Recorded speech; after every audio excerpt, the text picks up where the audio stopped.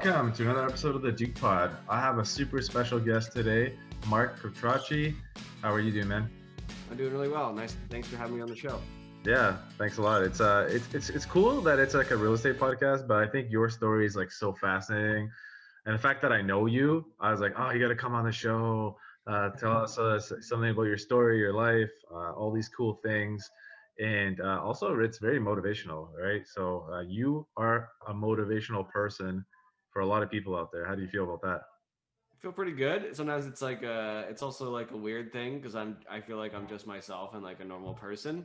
I'm just like a father. I'm like a son, a friend. I'm like a regular guy, but I also I feel from my experiences, I have a lot to share with those around me, and people seem to enjoy it. So that's I'm going to continue doing that. Yeah, and I mean, your story is incredible. You've come a long way. But I do know you from a long time ago before all this stuff happened, which is really cool. And we actually met because we went to Teachers College in Trent. Do you remember those years? Of course, yeah. I mean, sometimes it seems like it was just yesterday, and other times it was like forever ago, considering all the things that happened in between. Probably for both of us. Yeah. Yeah, I definitely remember those days well. And honestly, my Trent days are some of my fondest for sure. Yeah, I got to share a few cool memories with you because I think we had quite a few classes together. I think most people are in similar classes, whatever level you're in. But you and our third friend of ours, mutual friend, Joe, and I actually had made a band for art class together. We actually played instruments and we sang songs. You remember that? Yeah, Route 66. Route 66. Yeah, Yeah. it was good, and it was part of a. It started just as a class project, but it became more of like a. It was a friendship and a bonding time, and it was just good to play music. Yeah, like we were like, oh, let's like make a band, and like I didn't actually know how to play guitar, even though I had like strummed it a few times. So you actually totally taught me how to play guitar. You came Dude, by and what was the instrument you were playing?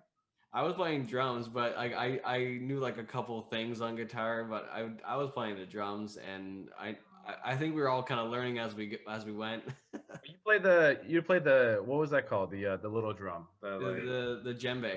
Djembe. You play the djembe, and I remember I was strumming, and then you were trying to like knock it. You're like, so I like hit the chords, and then you looked at me. You're like, oh my god, this guy doesn't know what he's doing.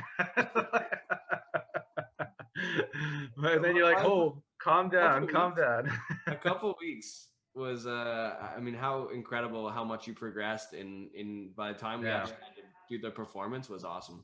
Yeah, actually, we so I learned like a few songs once I figured out rhythm, which has been a problem in my life. Uh, do you remember the songs? We played. I know we played one was I think it was by Outkast, Bombs Over Baghdad. I think. No, we played "Hey Ya" by Outkast. Hey yeah, yeah. That Hey was Ya, yeah. They knocking still on kind of heaven's door. You know what? Honestly, I it was a hard time. I was thinking about this today before I had you on. I was like, what were all the songs? I remember "Hey Ya" because everyone had a good laugh when we started that one.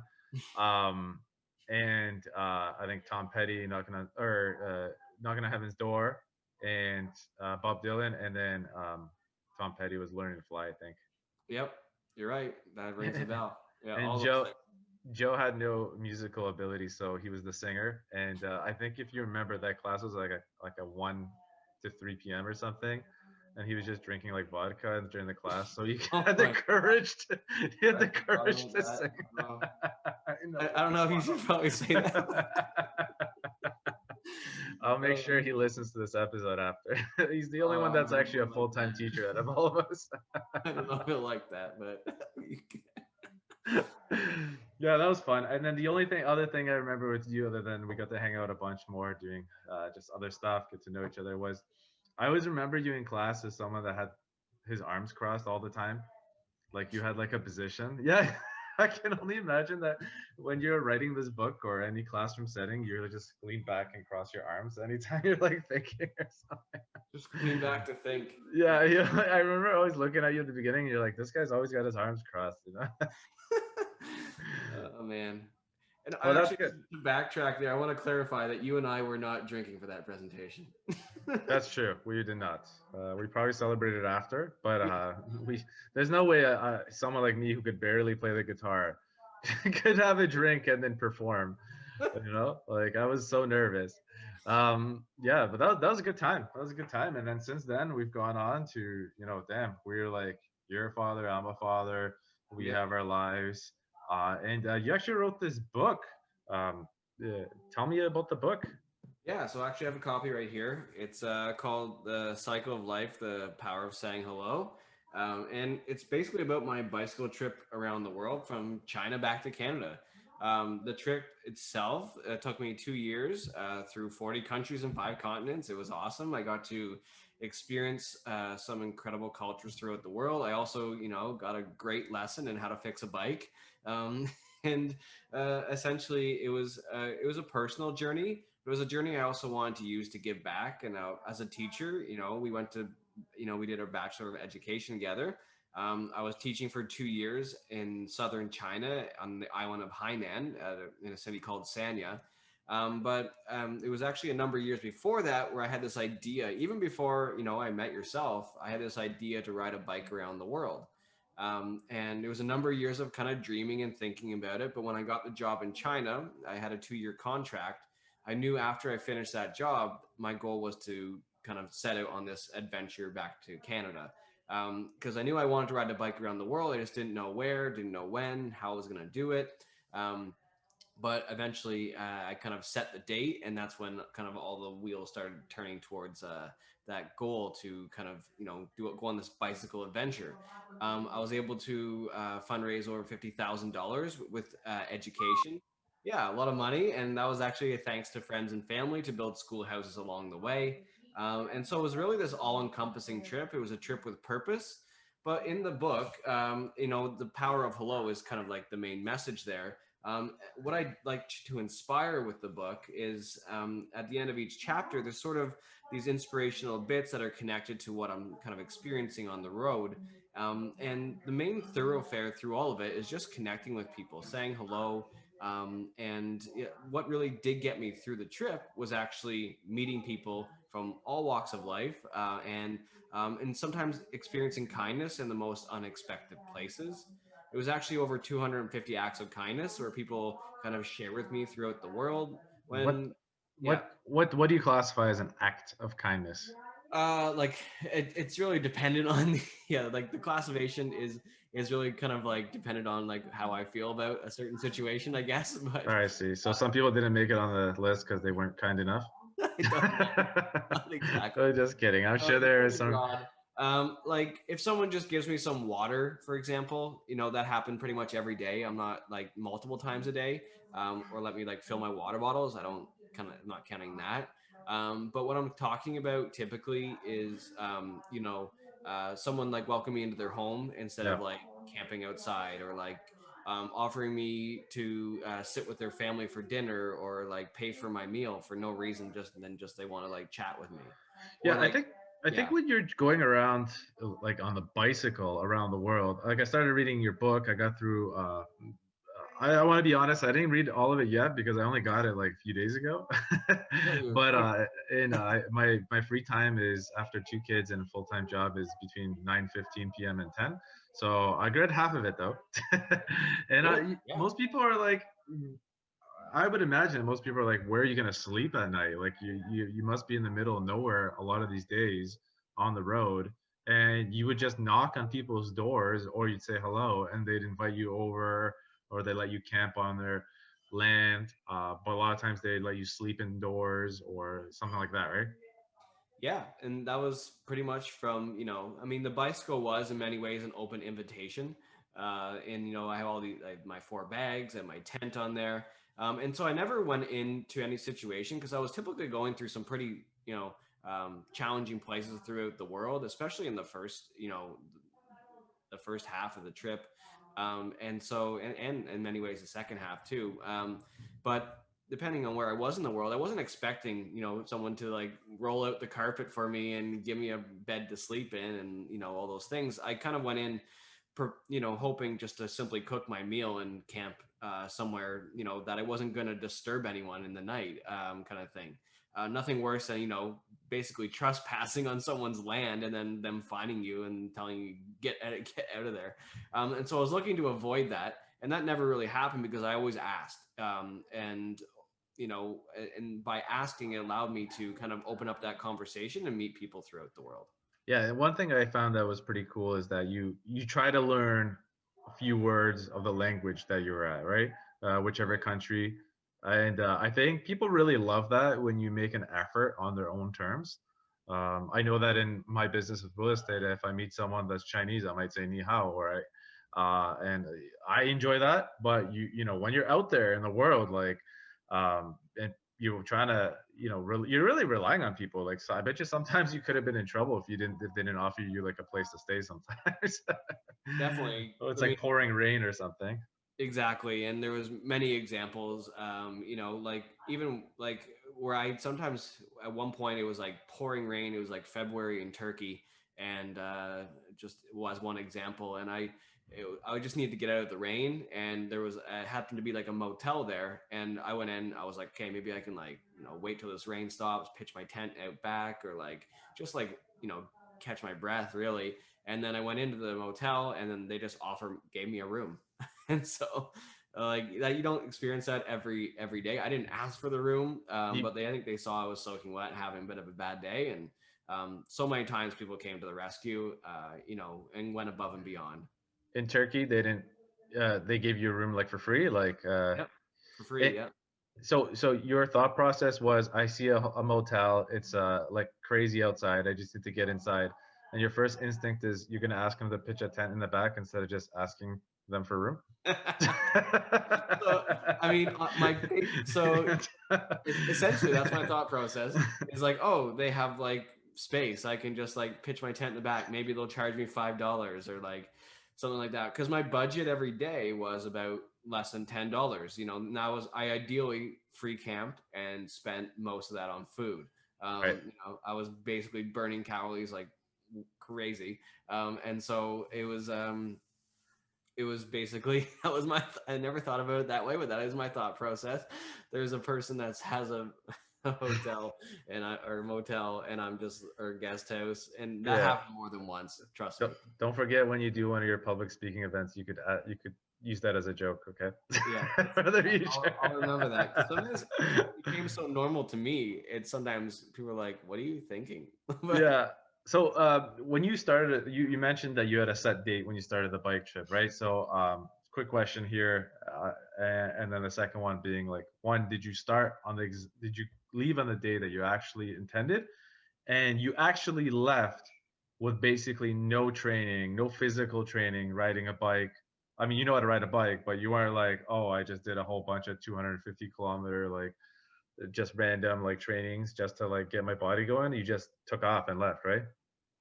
yeah, so I mean, the first question, I set the date. My last date of like work was like, I think it was July 4th. I was teaching at this international school. It was actually a Alberta certified school, so I was working with kids from all over the world.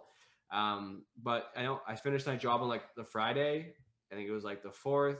And then on Monday the 7th at like 9 a.m., I like 8 a.m., I like shipped off that day and started to bike. So I had the date set for quite some time, and I use that as like my motivator. Like, no, you can't just switch it to like next week or like the week after. Like, and I started telling people, and the more I told people, the more I was like, oh, I have to do this thing. I was held accountable, and that's what I needed, the accountability. And I think that's what everyone needs if you're trying to start something new, or you're changing your life in some way, or even just like setting a goal, is like setting those dates and then actually telling people about it. But yeah, even though I was telling people about all these dates, I was obviously not, I didn't train really for this. I kept telling people, and this is in the book as well, that I'll just get on shape in the road. And pretty quickly, the first day came, I'd done a bit of biking around the area, but to be honest, I sold my motorcycle, had a motorbike in China, and basically, traded it in for a bicycle. It was much cheaper. It was a really cheap bicycle. It was only about $400. So I didn't have the best of anything. I wanted to save the money that I did have for experiences on the road and be able to actually do the trip. So you took off on a trip around the world with a mediocre bike. With a mediocre bike and no knowledge of how to fix anything on a bicycle. Okay. Well, the only thing going for you is that you told everyone, and therefore they held you accountable.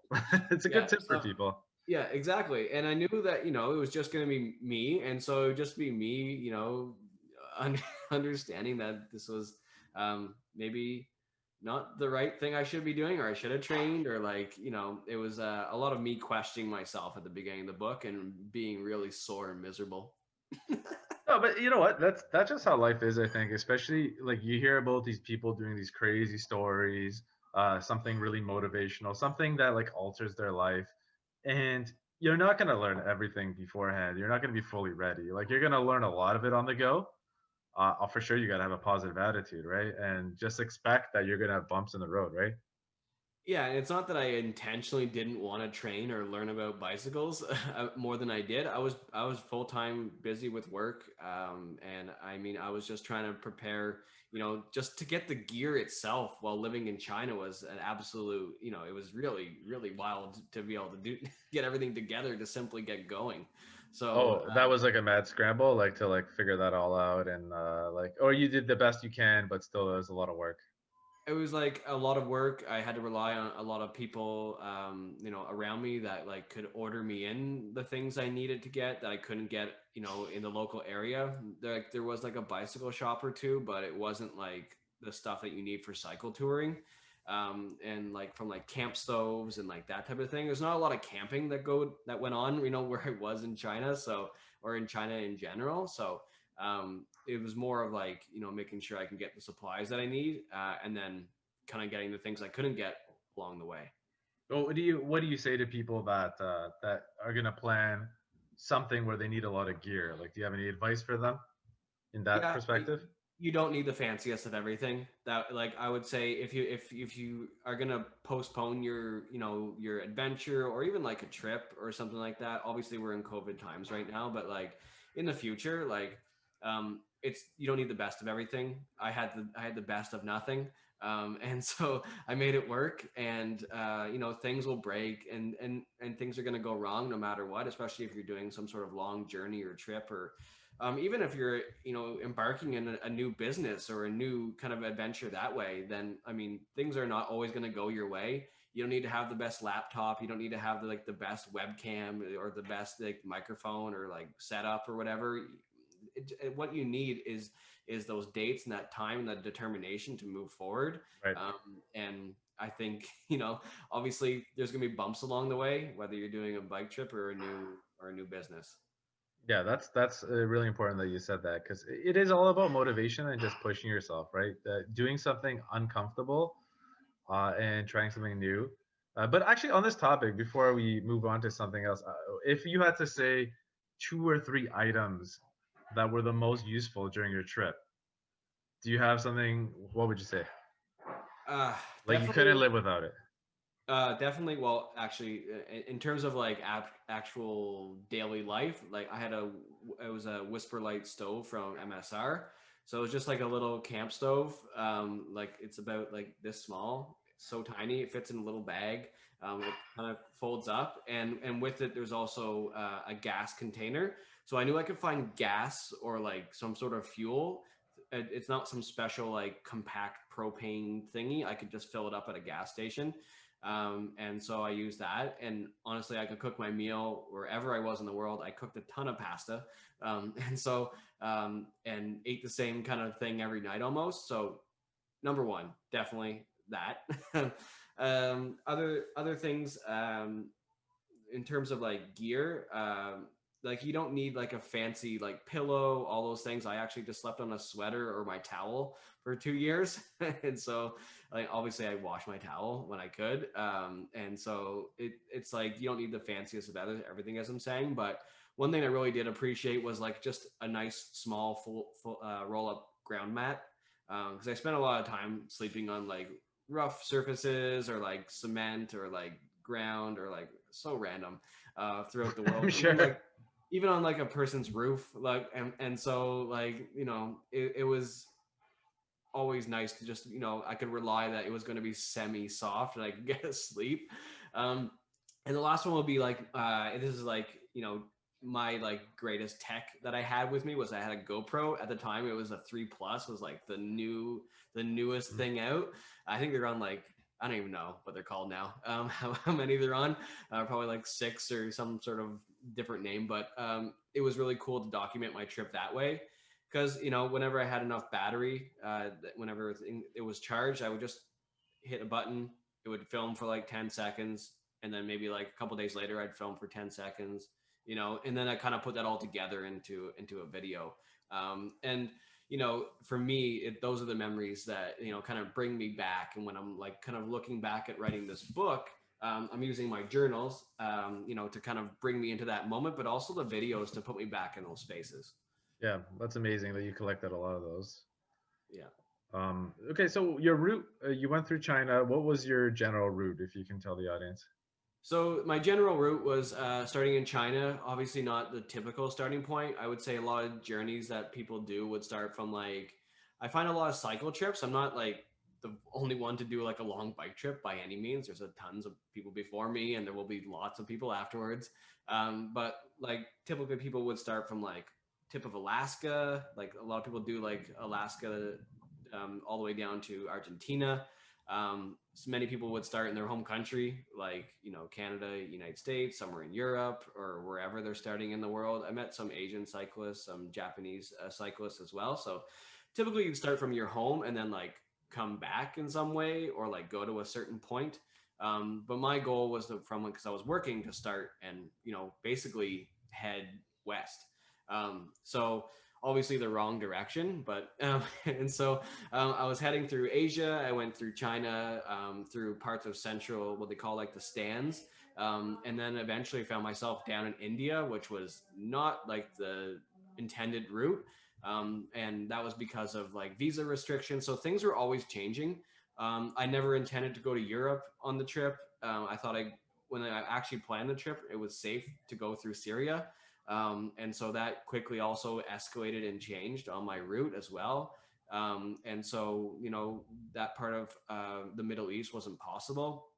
And I have no regrets because I was trying to, in terms of like the route, because I'm so happy that even though I had to diverge like my intended plan, it actually allowed me to meet different people and see different parts of the world I never knew, existed or intended to see in the first place, which was really exciting. And then eventually made my way down through Africa, from Cairo all the way to Cape Town in South Africa. And then took an airplane from South Africa to Argentina, in Buenos Aires, all the way back up to Canada, and through South Central America to North America. Amazing. So you must have been in the best shape of your life at At at the that point. end, at the end, like absolutely, I'll never. There's no way I can be in that kind of shape again. I was riding, especially at the end, even though I was eating like not some like I was eating as much as I could. Like I was quite skinny, Yeah. and eating probably 4,000, 5,000 calories a day. And but I was biking 130, 150 kilometers every day. So No, so what is that like 8 hours of biking a day? that's pretty much 8 hours of biking. Like I never, I mean, some of the days it would be more, some days it would be less. It would be really dependent on, some days I would ride 70 kilometers if it was like a really tough day.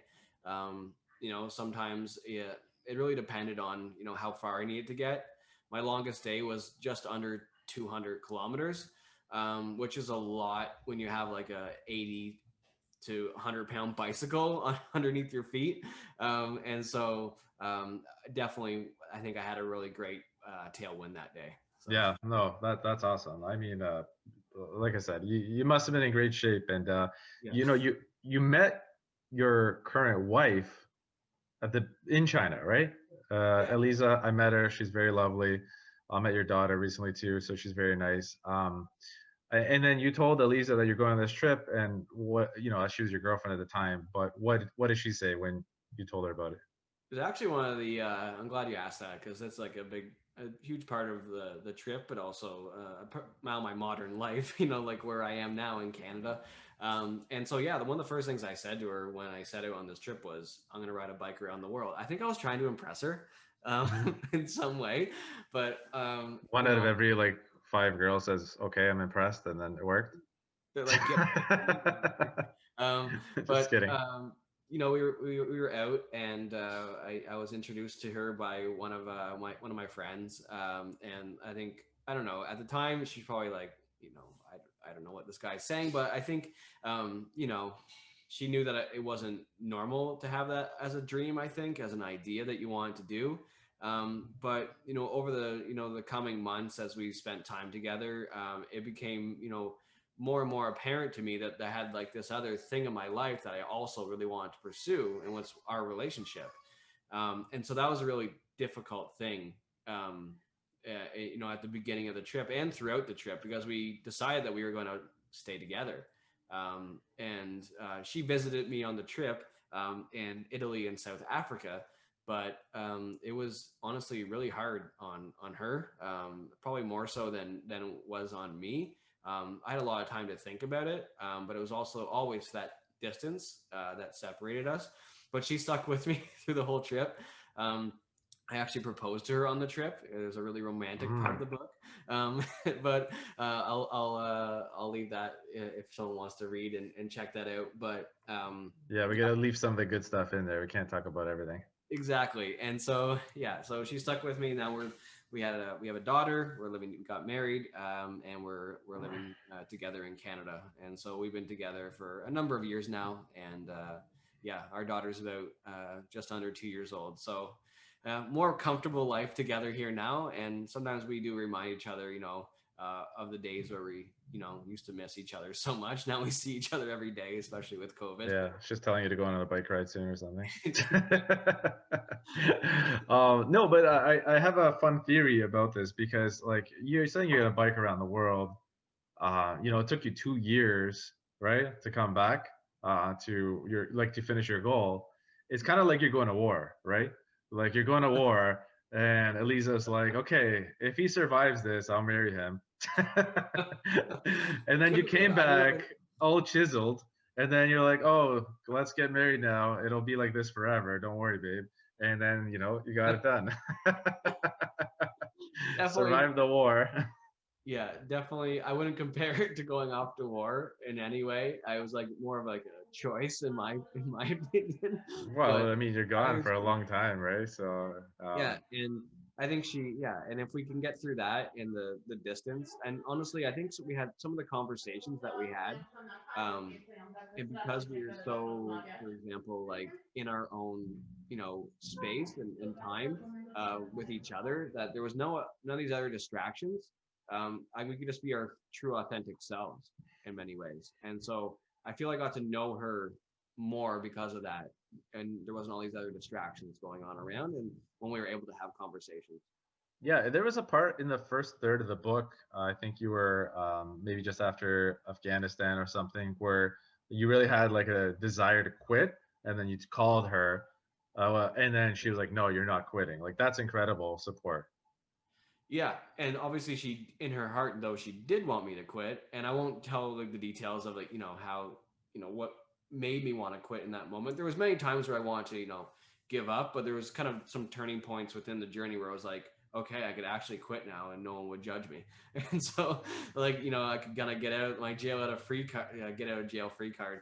And so yeah, so the support that she gave me, she sometimes I thought believed in the trip more than I did. Yeah, well, I So mean, that's amazing. You want people to get your back like that. yeah, So let's talk about the trip. What would you say your top three countries that you cycled through or visited? If you could just, I'm sure you're gonna name a few, but tell us about some of your favorites, maybe. yeah, and so I'm gonna take this in like a little bit of a different direction. I would say I like different countries for different reasons, and so maybe for sites, I will say my top country would be like Kyrgyzstan. So beautiful. Like everywhere I looked, 360 degrees around me, like beautiful snow-capped mountains, and just like wild horses running around, and Wow. like it was, and like just like living and like getting to camp out with like the nomads that live there in their yurts was like, it was a magical place. It's really hard to get to. It's like middle of Central Asia, so not the most like, trod along path, but beautiful. I would say for food, definitely India, like so, and like a close second, Mexico. Like I have to say that as well. But like eating the local Indian food and like traveling through India for almost, it was about 2.5 months or so. Um, Incredible, because their food, I mean, is so diverse and so different depending on the region that you're in. One region, I'm eating like these delicious foods off of like banana leaves and like all these different sauces. Another, like when in the south, then another region, I'm eating like what you see in like a typical Indian restaurant, with like the curry with the naan, and like freshly baked, like right made, like it's in its own element. It's so different than I think, the I would say the Indian food that we're sometimes accustomed to here. Especially too, I would say like the Chinese food that we see here in Canada typically, unless you go to like the bigger cities, I would say. But it was awesome in terms of the food, and I could eat a ton. Um, and then just like the people, I would say, Kyrgyzstan for like sites, I would say, India for the food. And then for the people, I would say Sudan, because they were some of the kindest people I met on the entire trip. A close second would be actually the Afghanistan people. And just it seemed that always people went above and beyond to help me, even though, I either they had no reason to help me, or it was also, I think it was just in the countries where I was traveling there through, specifically Sudan and Afghanistan, people realize that they need to rely on the kindness of those around them and support one another. And so it was incredible to see, and also knock down the stereotypes that we sometimes get in our minds of different countries around the world, because the kindest country on my trip, though people are very kind in Canada and, in the United States, and everywhere I went throughout the world, people were kind and friendly. There was just a different feeling there that I got. Right. Amazing. Yeah, that's wonderful. I mean, India and Sudan, I mean, sorry, Sudan and Afghanistan have gone through a greater history, right? So maybe that has a lot to do with what type of people they become and how they need to rely on each other. I've never been there, but it sounds amazing that what you experienced. And one of the things I actually talked to you about earlier is I remember when I was a little younger too, I did like a little backpacking trip around Europe. I hitchhiked, and one of the things I remember is I do remember monuments I've seen, like you talk about looking at the Taj Mahal in India and a lot of other cool places. But one of the most visual situations I was ever in had nothing to do with a monument. It was just like I was in some random spot, some really weird location. I was trying to make it over a hill or this or that. And could you tell us about like some of your most visual memories during this trip, like where that was, what you felt? Definitely. And I will say my most memorable moments I mean, never from like a monument or like one of the sites I had to see. I always kind of called those like my place markers. Like that was like, obviously if I make it to, Machu Picchu, like it's like kind of like a waypoint or like a pin on a map. Like, okay, I'm gonna make that's like my direction I'm gonna go. Obviously, don't discount those places are famous for a reason. Like Machu Picchu or the pyramids or the Great Wall and Taj Mahal were all amazing. I'm not trying to sound spoiled here, but I would say something what you're saying. I would totally agree. My most memorable moments were, for example, there's this one point in the trip. It wasn't like I would say the most beautiful part of my trip in any way. It's just being on this road in Paraguay where I knew it before I went on the road, and everyone always told me that the road ahead's flat. Everyone always told me the road ahead's flat. Like I was like, because I always ask, "What's the road ahead like?" Everyone's like, "Oh, it's flat." Because I always ask, "Is there any hills?" What's the road like? And everyone told me the road's gonna be flat in the Gran Chaco of Paraguay. And then I got there and it was absolutely flat. And it was about, I think it was about 2 weeks, there wasn't a turn in the road. So I would basically get on the road and bike all day long, not turn, not do anything. There was no hills. It was basically just flat for 2 weeks. The- And so there's this moment where I remember just staring down the road after it was probably like a week of this. I'm just like, this is, I, I wish for flat roads forever. And then I finally got it. And then, and then there was too much of it. I was losing my mind. Um, and so that moment like sticks in my mind because you kind of get what you wish for in some ways. And so um, that will always stick in my mind. Another one would definitely just be I know this is back to Afghanistan again. Very My time there is very vivid because I never seen anything like what I was experiencing there. But just visiting one of the markets, they call it the Feroci bird market, and so it's basically like stepping in a portal in time. In this very old market, nothing has kind of changed in hundreds of years, and besides people having like cell phones. And so it was very very cool, and there's like all these old wood bird cages that people could buy. Very very like surreal experience, and all these spices just piled up everywhere. So I've never seen anything like that before. And I would definitely say another one would be just mountain views in Peru.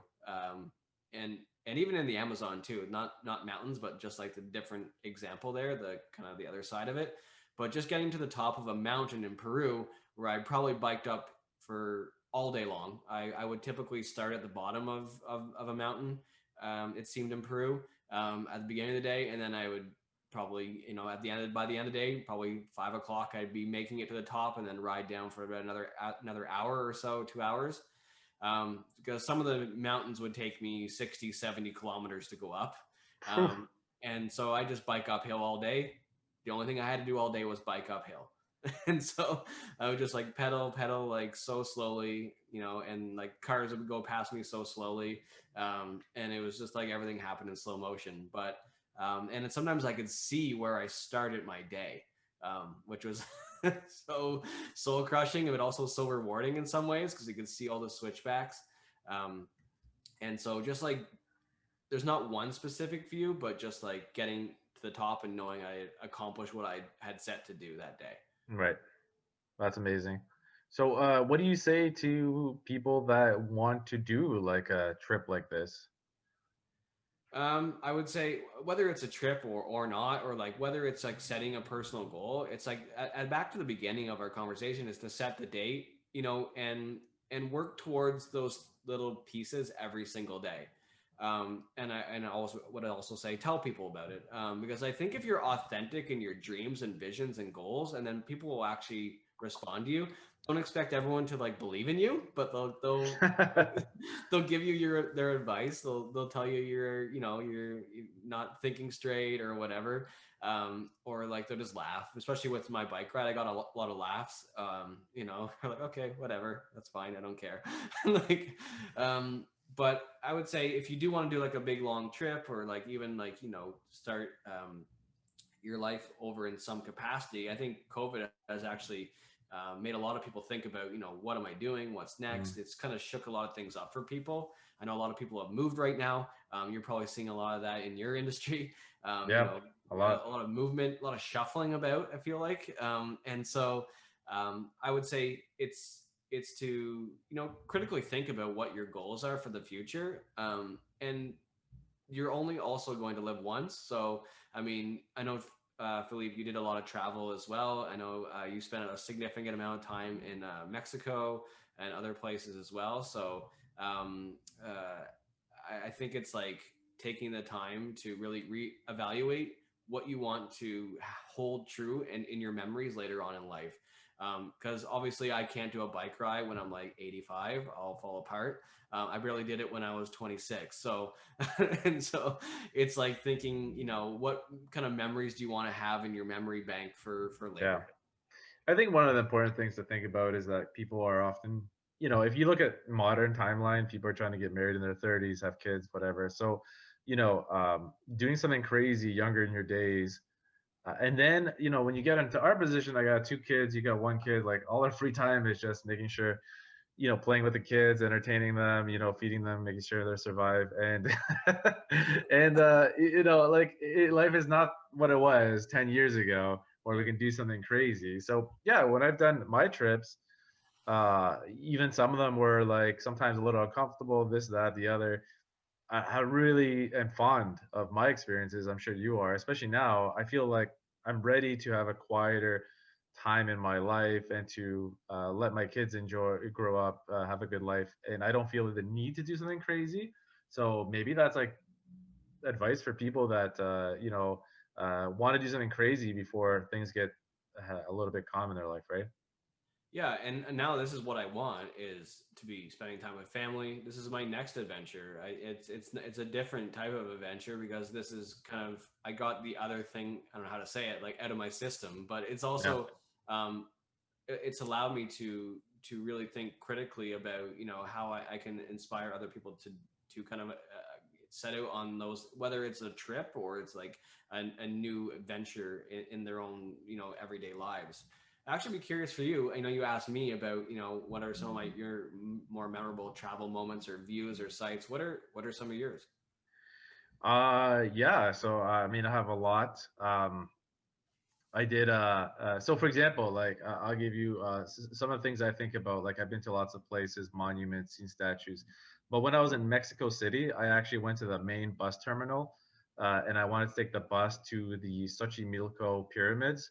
It was like an hour bus ride away from the capital, so it wasn't that far. But like the bus terminal was like felt like 1,000 buses in one place, and I had to like figure it out on my own in Spanish.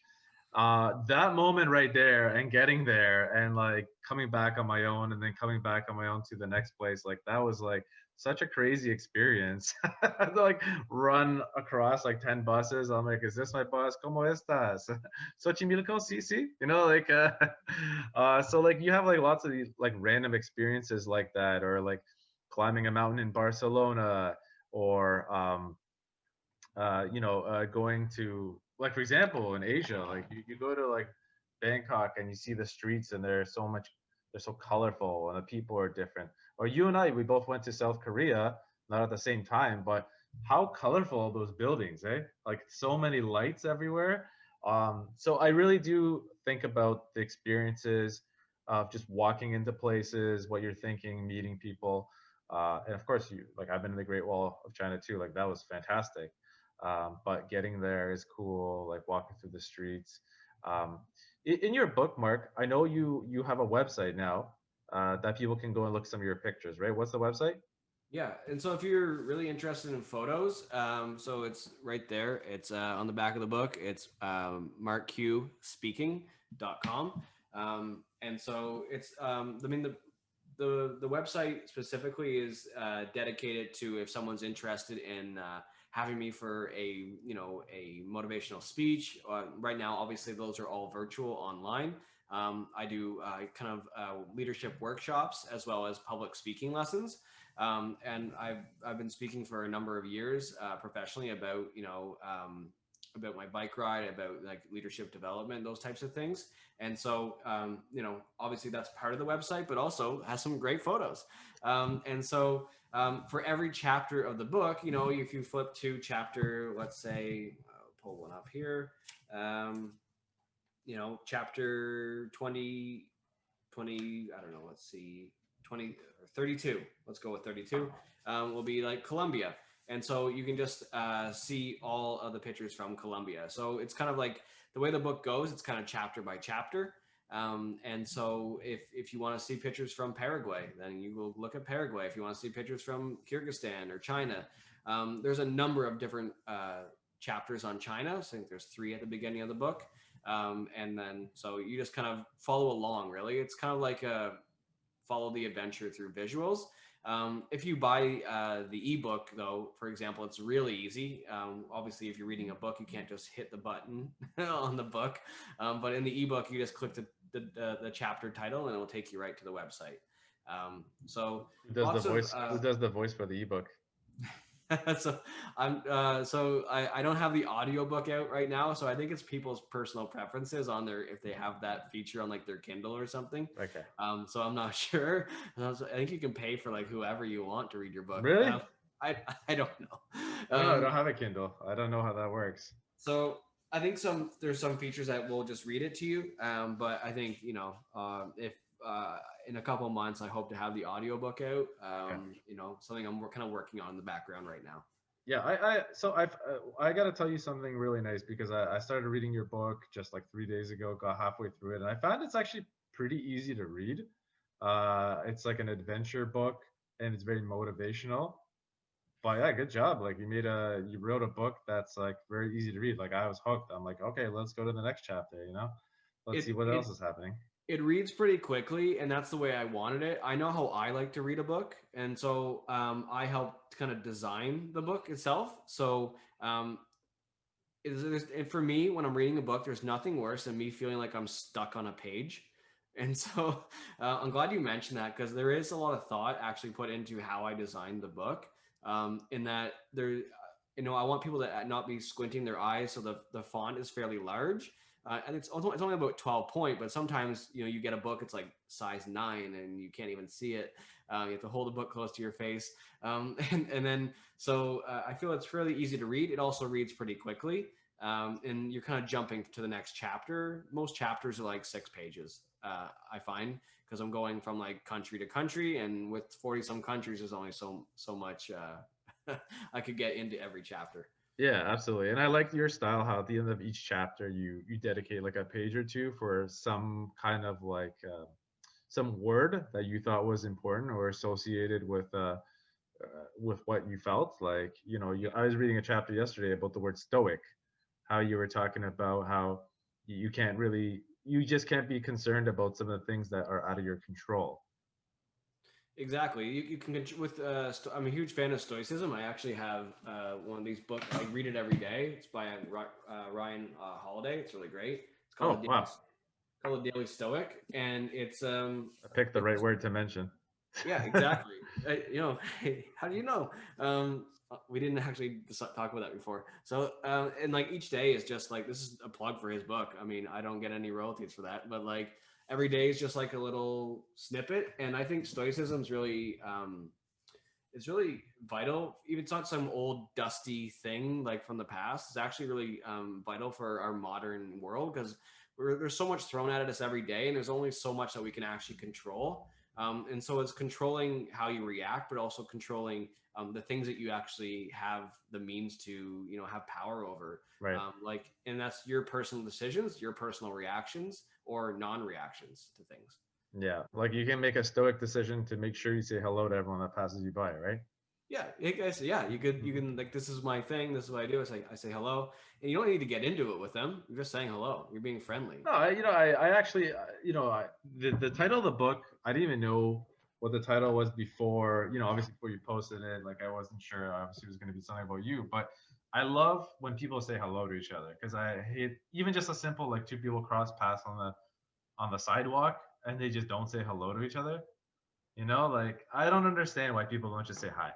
It's pretty, and I think this is when people need to say hi more than ever, because we're so I wouldn't say like things are changing. I mean, it's with like how our restrictions are. It changes by depending on where you live, but connecting with people is so important, and we're not always able to say hello in person right now, and have those full on conversations, and that's for everyone's safety. But online, it's sending someone a note, sending someone, like, I haven't seen you for a bit. Like usually we would hang out this weekend. Like this is the event we always go to together. And so Yeah. it's like connecting with people, and even if it's just sending a message, hey, I've been thinking about you, or like something like that. Yeah, I think the quarantine has really hit a lot of people hard. Yeah. Like people that are used to like meeting others as their kind of like a way of being happy, or in general, right? Like people, the more social you are, the more happy you are, is a rule of thumb. But you suggesting that you should reach out to people that maybe even like are backing out in terms of how, you know, they're being more quiet, they're being more amongst themselves, you should reach out to them, say, hey, how's it going? You know, remember those times we had together? Like, it would have been nice. Just kind of like reflecting and keeping people in a positive mindset, right? Yeah, I think someone just, I mean, you know, on a weekend, maybe you normally go visit this person, or like, you know, you go there, or like this, our lives in many ways have like a cyclical thing with the seasons in Canada, I find. And sometimes you hang out with different people in the summer than you do in the winter, it seems, or I don't know. And so it kind of goes that way. And I feel, you know, we can kind of connect with people, you know, just a simple message. You can always get online, and connect with people that way. And so, or just, you know, pick up the phone, call the landline. I don't know. And so, it's not that difficult. It doesn't take much time of your day, and it also makes you feel better and someone else feel better. Even if you're passing by someone on the sidewalk, as you say, and just say, "Hey," Yeah. like, I mean, the very least, like a little head nod. Okay, guys, you heard it here, folks. Make sure you reach out to someone this weekend, this week, that you haven't talked to in a while. Make cheer them up, okay? Make sure they're okay. I think so. Uh, Good advice. Yeah. one of the things I thought about when I saw that you released this book is, how hard is it to write a book? Great question, Filip. Um, it's not that easy. That's why, I mean, it is and isn't. It's easier than it used to be. I'll put it that way, I think. I didn't write a book years ago, so I don't know what the old process is like. I did try to go the traditional process. So, to be completely transparent, this is a self published book. But I did have a literary agent with this book. It's just, you know, when COVID hit, really the publishing industry slowed down even slower than they've already been going. And unfortunately, you know, it just wasn't in the cards. I got some really nice rejection letters and I got very close with some of the top publishers in the world, the top 5 in New York. I was seriously, I'm not going to name any names, but seriously considered for some of the, it was like, that's like a writer's dream come true. Like, you make it overnight just by getting with one of those publishers. Um, but it wasn't in the cards, and I actually am grateful for it in a way, because it allowed me to do it on my own terms. Of course, I had 2 editors that gave me some incredible advice. I had support with the cover of the book, because I don't know graphic design. My original design is so terrible, and so like I Is like that on the website so people can have a good time? I should post that, the original. It was You just like, should. it was, I think I just did it in like photo booth on my Mac. Like, Do the best you can, but we need to hire a professional. This is an example of why. I exactly, like it's so much better. I like, basically they took her name's Larissa. She's wonderful. She took my vision and made it 10 times better. So hire people that, you know, when you, there's certain things with a book I would say spend the money on. One would be professional editors. Another would be the cover, because you know, people say you don't judge a book by the cover, but they do. And so I'm happy with how mine turned out, for sure. And way better than I could have ever done.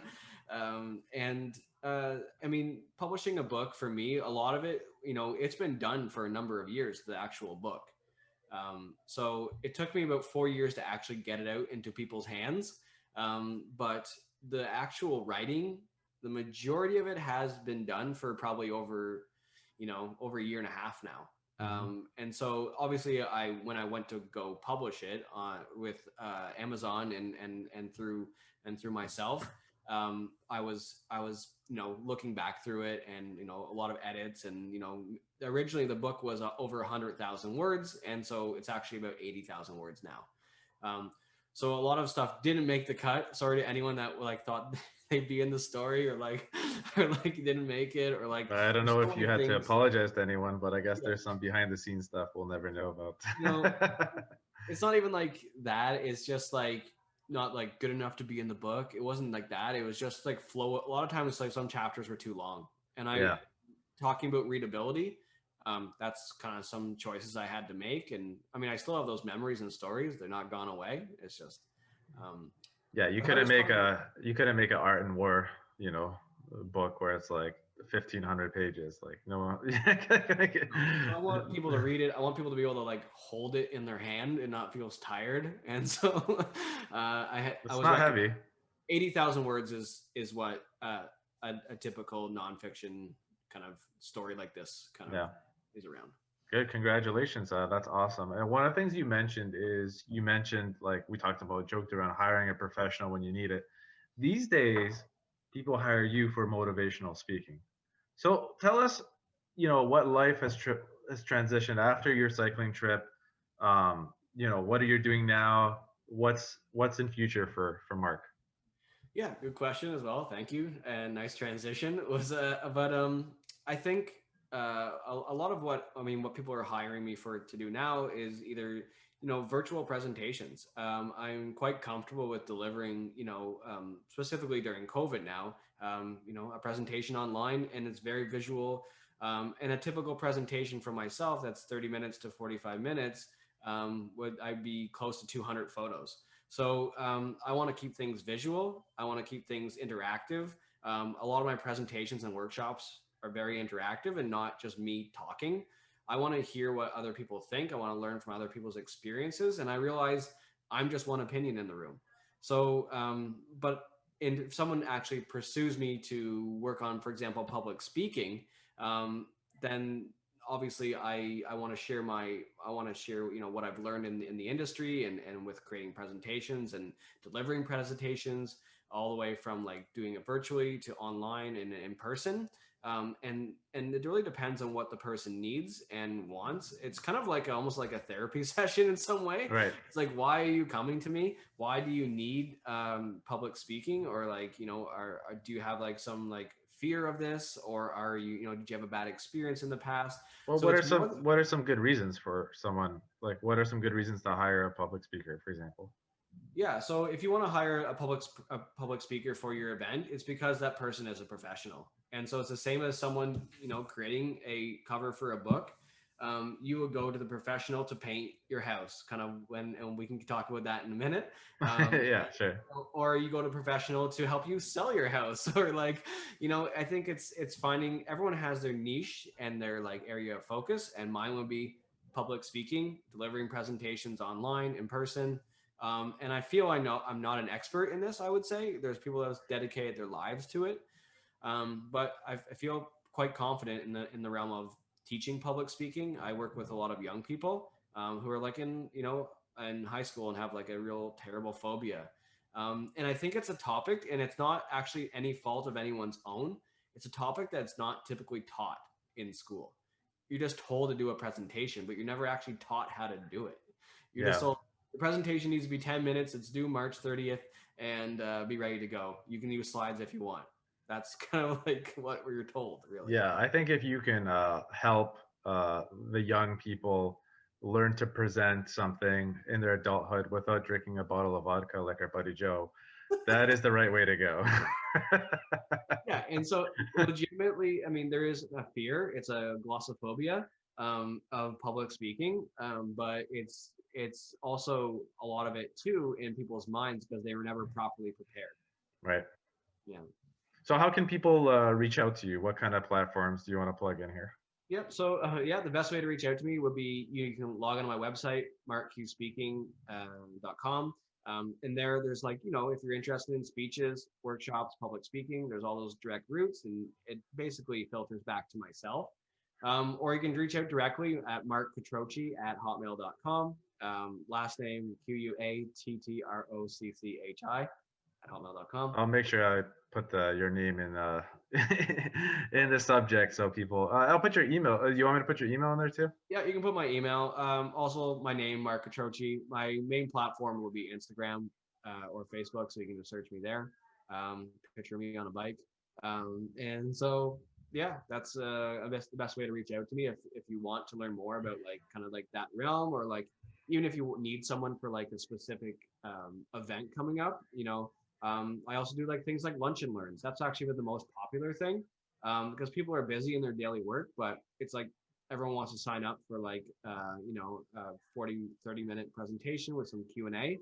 And then it's also gives people, I think, something right now to look forward to, because I feel if we're working, some organizations are fully remote, and it's not just another meeting, it's also just like a time to kind of like kick back and be entertained as well. Yeah. I see myself as in many ways, as an entertainer, I compare myself to a musician or an actor in many ways. Right. I'm not up there acting, but like it's in many ways, public speaking is a form of entertainment. No, people need that. People need to hear some great stories that keep us going and keep us motivated in the world, right? Yeah, absolutely. I think that more than ever right now. By the way, I do love how you have two separate maps right behind you, just to make sure that everyone's always making sure that you're a world traveler. They know. This is like my office. I can Yeah. maybe I and this actually, I mean, can lead to the next thing. I mean, obviously, this is I'm still trying to figure out things because I've just moved in, probably like a month or so ago. Yeah. And Congrats on the new house. no, and actually, you helped me with that. So, and it's because and the reason why I actually reached out to you is in terms of like real estate because you made the process the first time incredibly easy. Um, Yeah. so I can share a bit of the backstory to how that came up. Yeah, sure. Go ahead. I think your bike travel, your book. We all congratulate you, but you also got a new house and you moved into a new area and you hired a great realtor. And we actually had some great stories. I mean, this podcast is talking about real estate stories and what you learn, and we had some gems together. So why don't you tell us what you think, and then I'll add whatever I can after. Yeah, and so after I got back from the bike ride, we wanted to start our life, and as a new married couple, we had just got married after I got back from the bike ride. We flew to China, and then it was like, hey, life has to start. And then so we were renting for a bit, and I felt like I was kind of like spinning on the hamster wheel, especially in Toronto. I knew that if I didn't get in, I thought like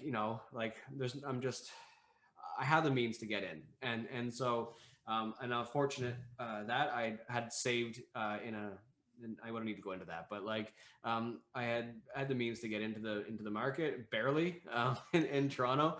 You remember what that was like? I do. Yeah, and There were so some pretty crappy buildings we showed you at the beginning. yeah, there was, but fortunate enough to be able to. So I mean, to backtrack a bit, I was like, okay, I'm looking into this. We're kind of serious about it. Who do I know? Like, I want to go with someone I know I can trust. There's so much noise in the industry, right? And so send you an email or message. I think it was on Facebook or something like that, private message. And you're like, okay, let's get together. Let's talk about it. I can show you some options. I kind of gave you what it was possible, but you made the whole process like really straightforward, really easy. You didn't sugarcoat things. You just told it like it was. And we had a lot of fun doing it. I wouldn't say like you treated me any different than I think you would treat a normal client, in terms of like, we have some history, but it's also, I'm not just there to waste time. I want to buy a home. And so it was really good to make the process a lot of fun, because I would say I don't know a lot of other real estate agents, but very laid back in terms of like, walking us through the process and taking the time and care. But it was also, wasn't the easiest process too, because we didn't have a lot to work with, and we were Mhm. like, we did want to get out quite badly and closer to Toronto because of just being more in like the beating heart of like where my work was at the time. But it was also finding something that we could call like a home, Yeah. and feel like this is our home and this feels like the right choice. And then when you showed us the one spot in Scarborough, it was like right away we're like, this is it, this is the spot. Can we put an offer in? And we did, and I think we pretty much signed the next day. Yeah. Like, Yeah. That was, I think we put an offer right away and we convinced them to meet us. And yeah, it I think we was, got like a couple $1,000 off when we were willing to pay like full price. And yeah. it turned out to be okay. Yeah. I think, I know you're sugarcoating me here, but I do feel like taking a client from the first conversation to the time they get their keys is kind of like you riding a bike. So you got this down now pretty good. Yeah. And actually, so 3 years passed by, and this year you sold that condo and you moved out to a nice house, closer to the auto area, so you're close to your family. But we do have some good stories when we had to sell that condo. One of my favorite stories of the year.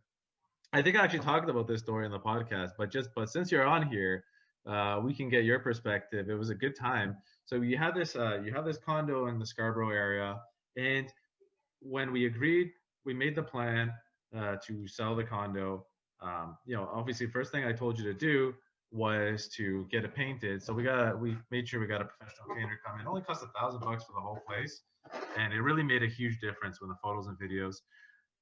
But the next thing we did is we had to figure out where we're going to put the key. In any condo, there's normally a spot in a lockbox. But in your building, they banned lockboxes on the property. Oh, that was like the bane of like, I was like, what do you mean? And so yeah, I mean, obviously, I mean, everything was going well. We're gonna get it painted. It's gonna look great. And my wife even said like, why didn't our house look like this the whole time we lived here? So she's a little bit like jealous of like Yeah, what it could have looked like. Like not like it was bad. It was just yeah. like so much brighter and nicer. Um, Live and learn. yeah, exactly.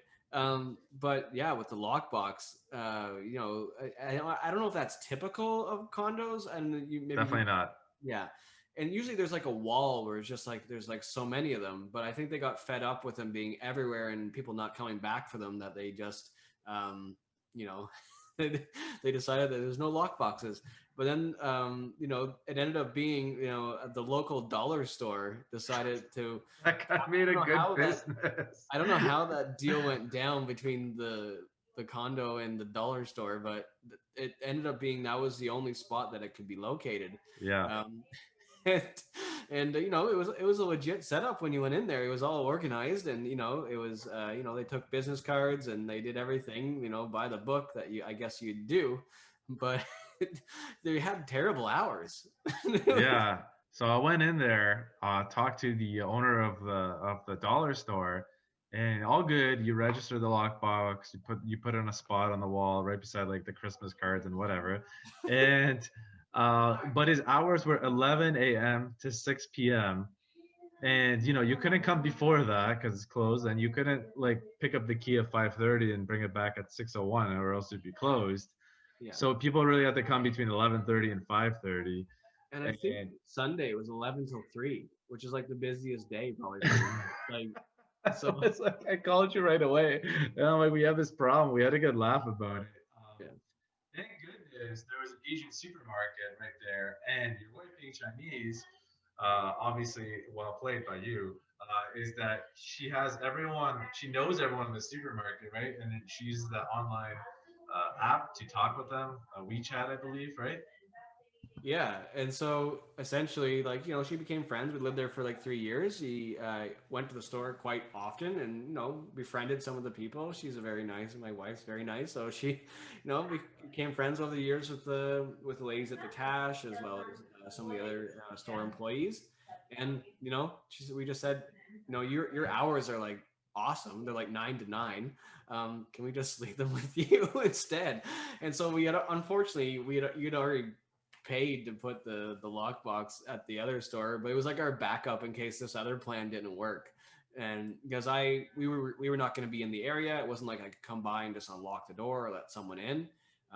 We weren't going to be in the Scarborough area, and that's better to have people look. And then especially if it's going to be a busy showing, because there was Yeah. a lot of people through. Um, and so we sorted that out with her. Gave her a nice thank you afterwards because there was like people always stopping by, but no, it worked quite well. So just to give you guys perspective, normally when you book an appointment, it says, okay, here's the time, it's confirmed, the lockbox is here, and in the part of the building, and here's the code to open it up. Yours, whenever someone booked an appointment, was go to the Asian supermarket and go to cash register 2. Pick up the key. Yeah, go to Food Now and cash register number 2, ask for Fong, Yeah, and that's for you'll get fun. key. Who You'll was get happy? key. Somehow she was working every day from 9 to 9, so that Yeah, worked out okay. she works long hours, and we're very grateful for her Yeah, service. And my wife still chats with her now and again too, so that's nice. As they say, yeah, catch yeah, up yeah. with She friends. deserves something nice, Christmas present or something because of that. Yeah, But we yeah, definitely owe her because the first person in to our home ended up being the person that did purchase the home. So Yeah. it was nice that we could have the quick showings and more hours available for people to actually see the condo. Yeah, and these days, like, there's so many people looking to buy it. It's such a attractive market, like in terms of the like it's a seller's market. So although you got like four offers, you got a lot more than asking. You also moved out to your parents' house, I believe, with a baby and wife, and we just left it vacant. Like people could just go right in, and then after a few days, it just sold very quickly. So you could come back and live your life. And that's a tip I've been telling a lot of people these days. If you have the ability to just go for like a few days, list it at a reasonable price, and let the market take over, and then you don't have to deal with anyone coming in and out of your house due to all the COVID fears, right? I think that was like honestly the easiest thing. I especially we're very cautious with COVID and specifically my wife too. Like she's I mean coming from China, she saw this coming before a lot of people. I think kind of saw the writing on the wall in many ways. What's going on in China? It's going to be here soon, and in Canada. And so, I mean, we did take the proper precautions, and by not being there, it also made our family safer. Right.